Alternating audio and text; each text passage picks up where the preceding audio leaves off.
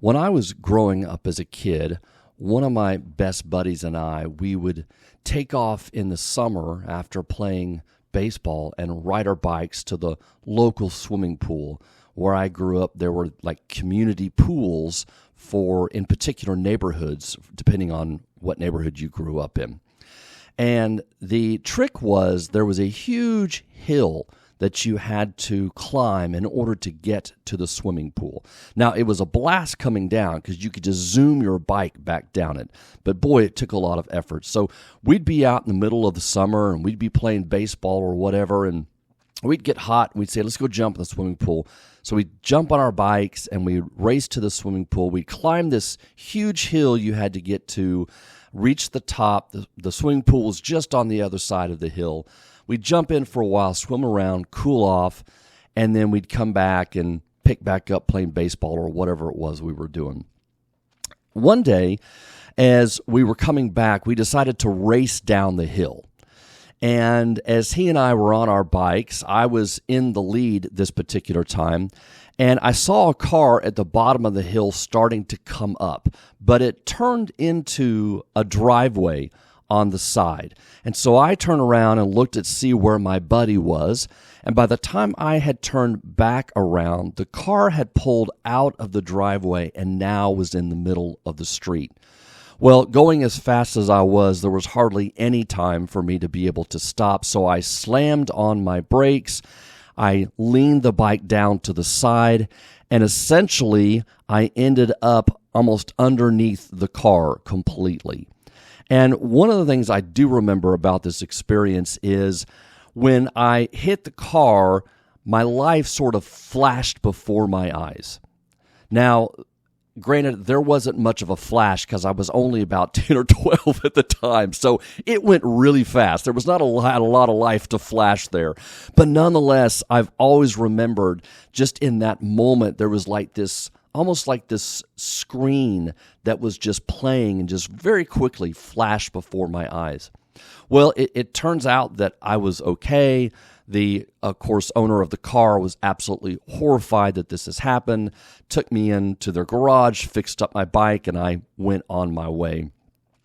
I say all this to say that is one of those experiences where I had a flash of something that was really intense even now, way into my adulthood. I still remember that flash of my life. This particular incident, I wouldn't say it caused me trauma or PTSD. I don't remember having flashbacks of that moment. I think in part because I was able to process it with people. My best friend saw it. He was able to talk to me about it. We couldn't believe it had happened, how crazy it was. I went home. I was able to tell my parents. They were horrified for me, scared for me. I mean, all of that relational processing, I think, prevented me from having this be sort of a traumatic experience. But if it was a traumatic experience, I could easily see where into my adolescence, maybe even early adulthood, I might have struggled with having flashbacks. So the way that might have happened is if I had heard a car screech their tires, it might have caused a flashback.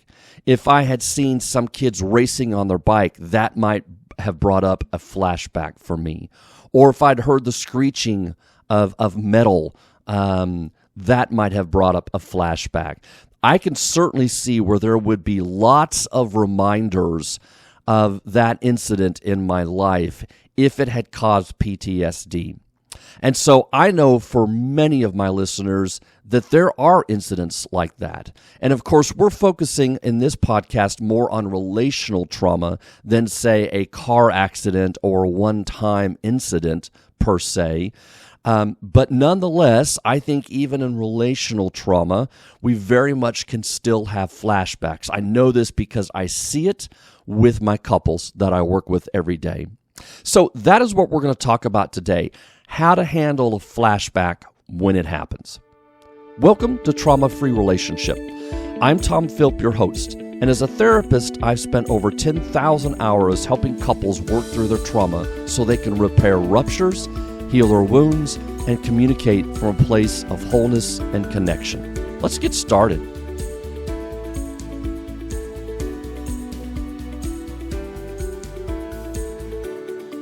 Okay, as I talked about in the opening, I was just using a little bit of an example of what had happened to me in terms of what a flashback might be like. There are actually several kinds of flashbacks. Now, flashbacks are intrusive memories or experiences that relive a traumatic event. They can be overwhelming and it can feel very real. Even though it's something that has happened in the past, it can still feel like it's happening in the present. Flashbacks can include the following: visuals. You can see images of a traumatic event, even if they are distorted or fragmented. You can see, for example, your mother or father's face in anger right before they hit you. That could be a flashback. Or you could see a speeding car, or you could see, something else that might have caused the trauma, a fall or something like that. Sounds can certainly be flashback. Hearing sounds that were present during the traumatic event, or similar sounds. As I mentioned in the opening, if I heard like the crunching of metal, or if I see on YouTube a bicycle that hits a car and the person flies over, that could be a visual and a sound of a traumatic event. Physical sensations, being touched when you aren't ready for it. If you have sexual trauma, absolutely can be cause of flashback. So the same physical sensations as experienced during the trauma, such as pain, numbness, or even heat, can cause flashbacks as well. And then finally, of course, emotions. Experiencing intense emotions like fear, anger, sadness, those can all cause flashbacks and be re-experienced in a flashback as well. So there's all different kinds of things that can be included, and you can have all of these, or you can have just one of these. You might just have a visual flashback where just a scene flashes before your eyes. Or it might be a sound that really triggers you, that takes you back. Or physical sensation, and certainly the accompanying emotions can be part of flashbacks as well. There's three different kinds of flashbacks. There are intrusive flashbacks. Now, intrusive flashbacks are very common. They can occur suddenly and often without warning, and they can be triggered by the traumatic event itself. So during an intrusive flashback, the individual may feel as if they are back in the scene of the trauma. So they're literally re-experiencing the sights, sounds, and emotions associated with. We see this with often, say, war veterans that have experienced war trauma. They might hear a car backfire, although that doesn't happen much anymore. But growing up in my time, cars would often backfire, and you would hear the story of these veterans that would immediately hit the deck. They would fall to the ground in cover because in that moment they had a flashback, the sight, the sound, and the feeling of being back in war. So their brain took them back to what was happening. It was not able to distinguish between then and now. Another type of flashback is dissociative flashbacks. And these are often characterized by a feeling of detachment from oneself or the world. So often these episodes, individuals may feel as if they are observing the traumatic event from a distance, or even experiencing it from a third-person perspective, almost like you're sort of floating up out of your body while the event is happening. So a dissociative flashback can lead to a sense of numbness, confusion, or disorientation. Imagine for a moment being fine and then all of a sudden being triggered and almost looking at yourself from outside your body and observing yourself and feeling numb and feeling disoriented and confused for a moment. And then all of a sudden you're kind of back to where you are. These can absolutely happen, and these are common as well with trauma. And finally, emotional flashbacks. This is the third kind of flashback. So emotional flashbacks primarily involve the re-experiencing of intense emotions associated with traumatic event rather than visual or auditory details. So during an emotional flashback, individuals may feel overwhelmed by fear, sadness, anger, or shame, often without a clear understanding of why these emotions are being triggered. Probably the two I see the most are dissociative flashbacks or emotional flashbacks. Yes, I do see dissociative flashbacks, so to speak, quite often in couples, especially with withdrawers. When we're talking about an attachment style that downplays and disconnects emotions, this is very common to see. Matter of fact, I was working with a couple some time ago, and I pointed out to, in this particular case, it happened to be the husband, that he has this look on his face, and it looked like a 1,000-yard stare. And he would go to this place where he began to, and he was able to articulate this, disconnect from his emotions. He began to disassociate. So when his partner began to attack or began to criticize or overwhelm him, one of the ways he dealt with that is that he would have a dissociative episode. You could literally see him sort of get this long stare in his eyes, and there would be no expression whatsoever. And he would begin to sort of disassociate and detach from his emotions. And he could describe himself sort of going numb and sort of almost experiencing what was happening from outside himself. He wasn't in real time as it was happening. And certainly the other one I see a lot is emotional flashbacks, where one or both partners get triggered. Their trauma gets triggered, and they become very angry, or they immediately move into their defenses and their protection, and they're having an emotional flashback. When I have couples that are able to work long enough with this, they're able to articulate, yes, I just had a flashback.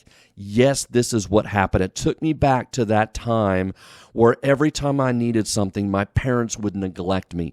It wasn't important. I wasn't important. I was told my feelings weren't important. I was told that it wasn't necessary, that I could look for another option, or I was asking too much, or I was being too much in the family. And so they can articulate and they can understand what just happened to them internally for them to have a flashback.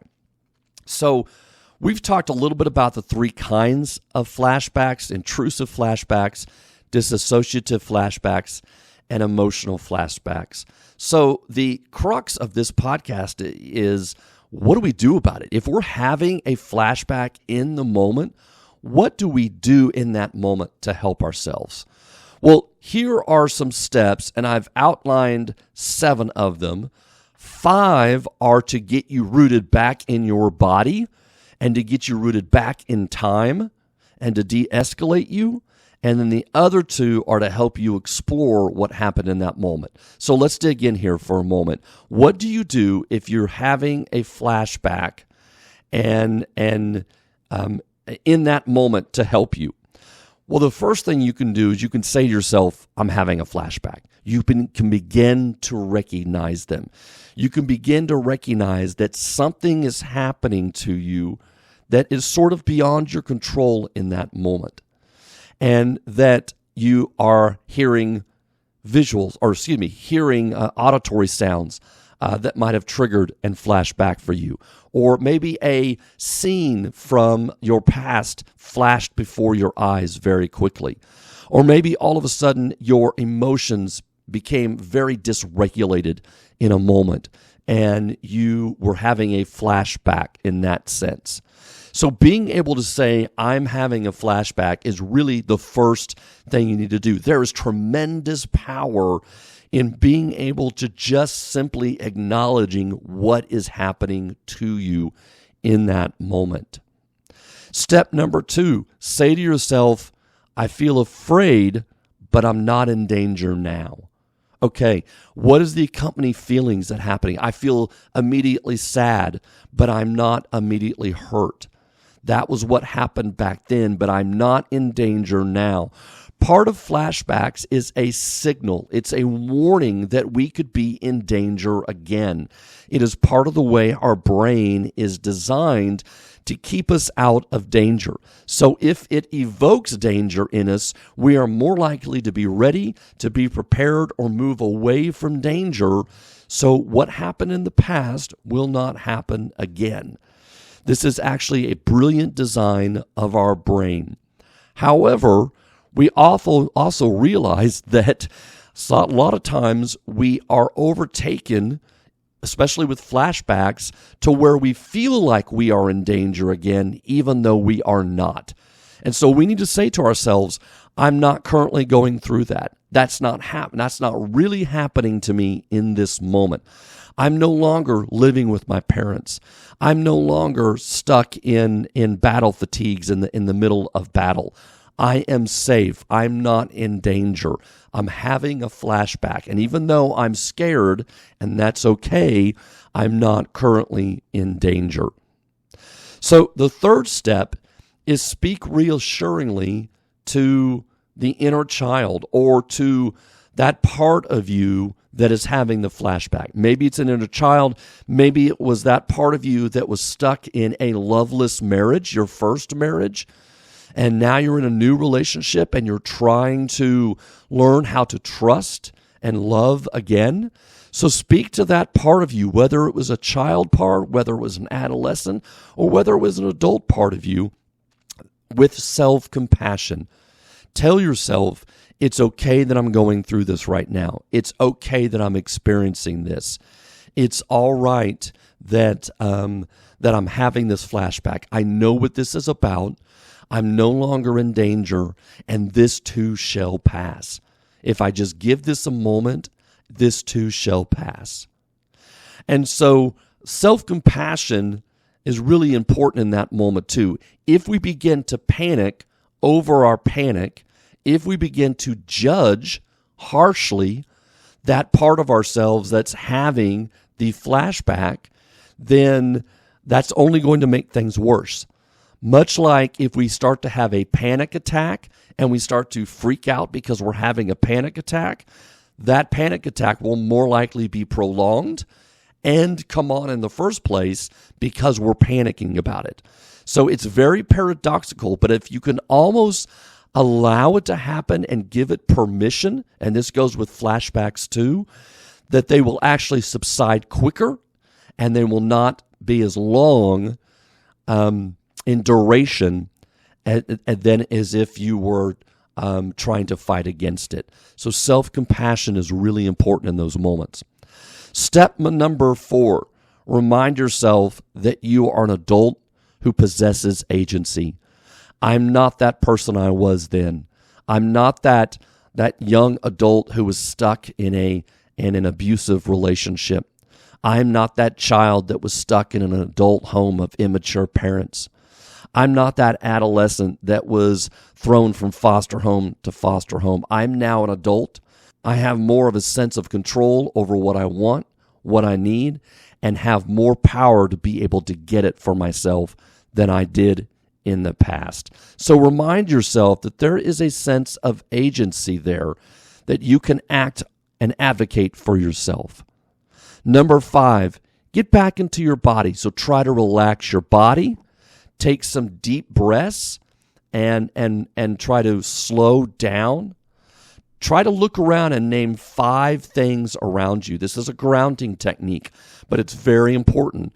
If I look around me, I can see a desk, I can see a lamp, I can see a plant or potted plant, I can see books. So start naming some things around you. Try to get rooted back into your body. This is important, especially with a dissociative flashback, But even with an intrusive and an emotional flashback, getting rooted back in your body and getting your body to calm back down is really important. Imagine a secure attachment figure from your past, a parent, a grandparent, somebody that you know loves you, that you can imagine coming and giving you a hug and saying, it's going to be okay. You're going to be all right. So imagine that happening to you so that you can sort of get rooted back into your body and sort of de-escalate the dysregulation that is happening to you.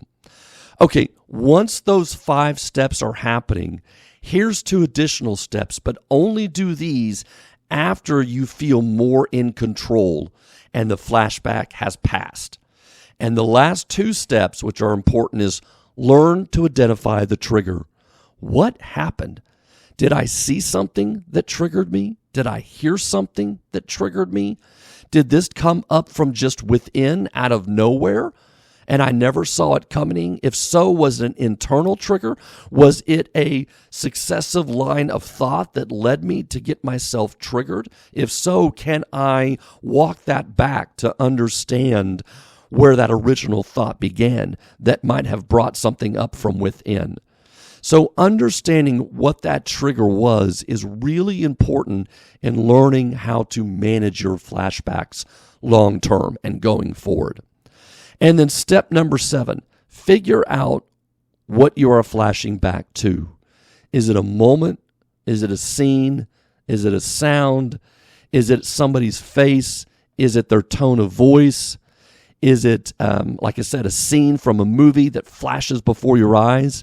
Is it something that happened right before the horrible thing happened? Right before you felt disoriented, confused, or pain and anguish? Is it something that happened during that moment?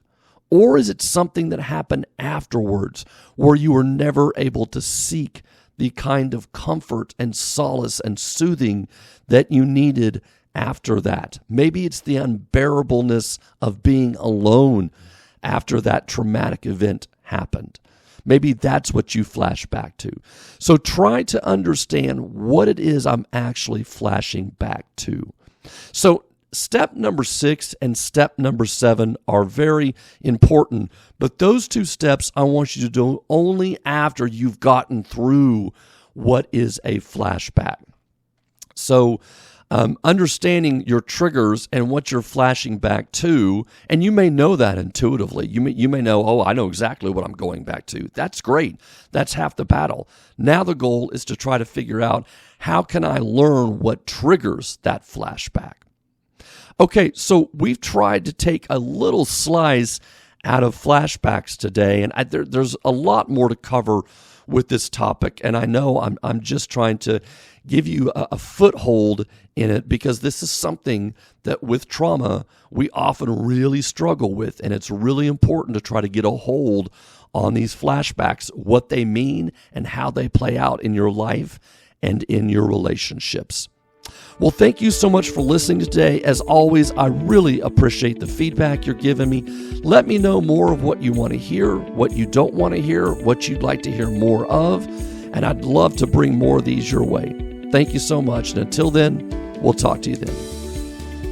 Thank you for listening to Trauma-Free Relationship, a podcast for the healing of attachment trauma. You can find us on Facebook, Instagram, or our website at traumafreerelationship.com. Be sure to look for our next episode on your favorite streaming service.